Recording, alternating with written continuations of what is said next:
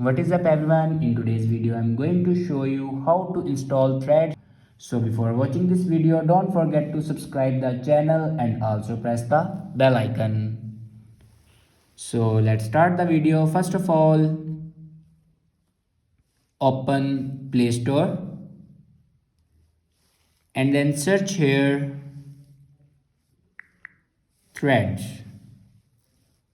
Now click on threads and then click on install. After clicking on install, it will start your installing. Now here you can see it will be installed in my device. After installing this app, it will show on your home screen like that. So this is the way to install threads. I hope this video is helpful for you. Thanks for watching.